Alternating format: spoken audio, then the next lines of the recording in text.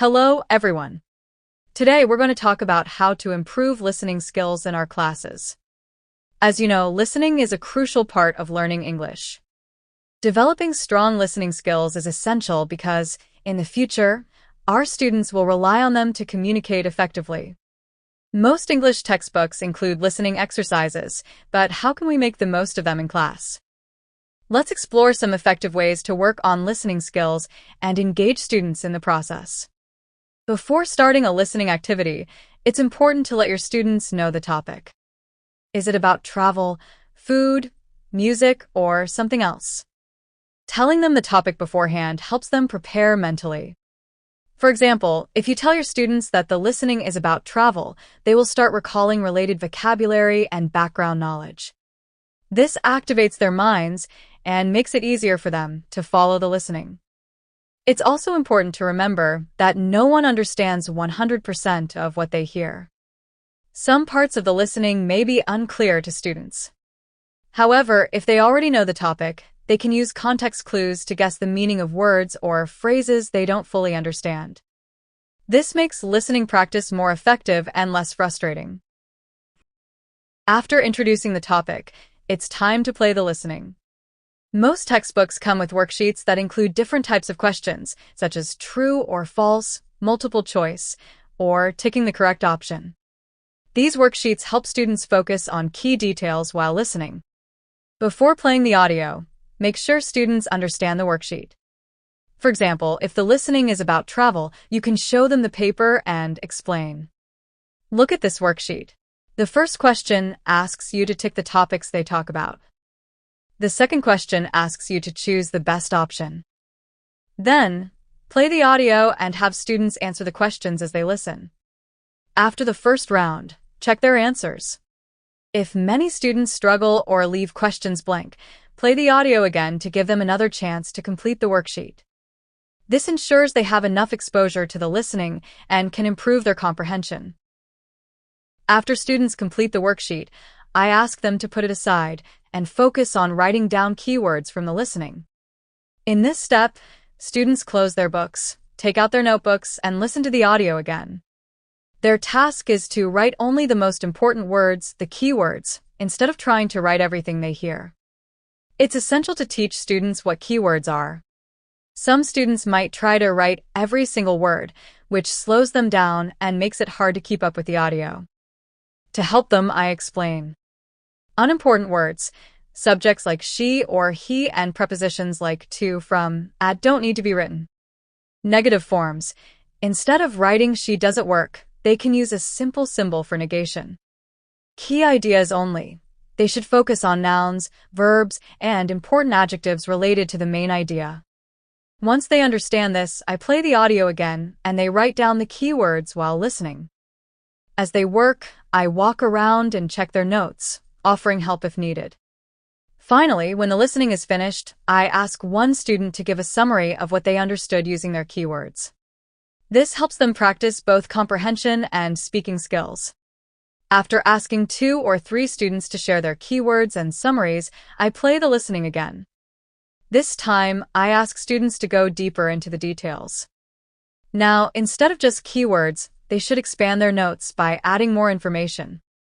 They should complete their keywords with specific details from the listening, such as numbers, dates, or names, full sentences or important phrases, extra descriptions or explanations. Once the listening finishes, I select 2 or 3 students to share their summaries again, this time including more details. This step helps students refine their listening skills by focusing on both general understanding and specific details. Next activity. After finishing the listening activity, there are many additional exercises we can do to improve fluency and accuracy. One technique I often use in my classes, because I believe it's something students really need, is repetition practice. Here's how it works.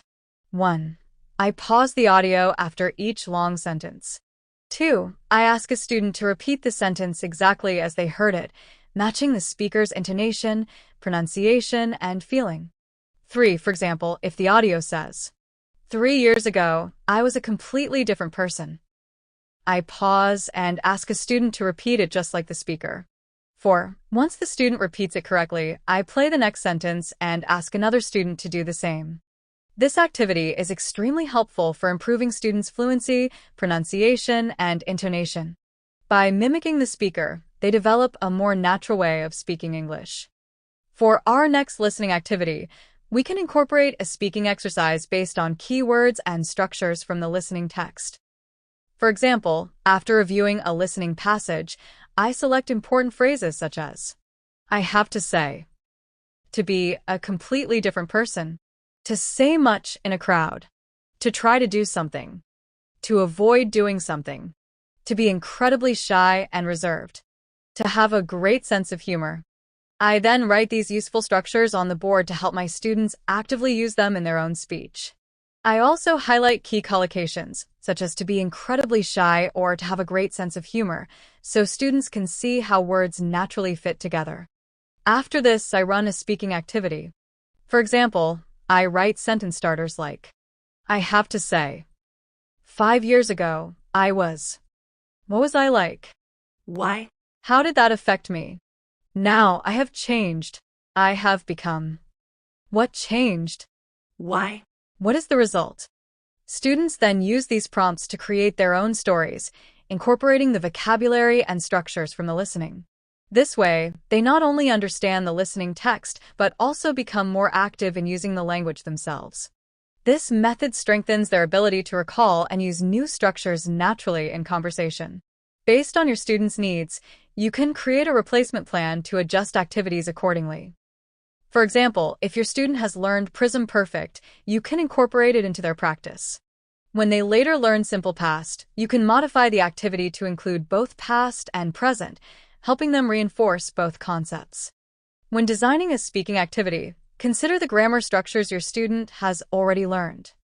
For example, if your student has studied Simple Past, Present, and Present Perfect, you can structure the activity to naturally integrate all three. 1. Simple Past. Describe the past. I was like this before. 2. Present. Bring it to the present. Now, I am different. 3. Present Perfect. Show the result because of this change. I have gained confidence. This approach ensures your student practices previously learned grammar while progressing smoothly to new concepts. That's all for today.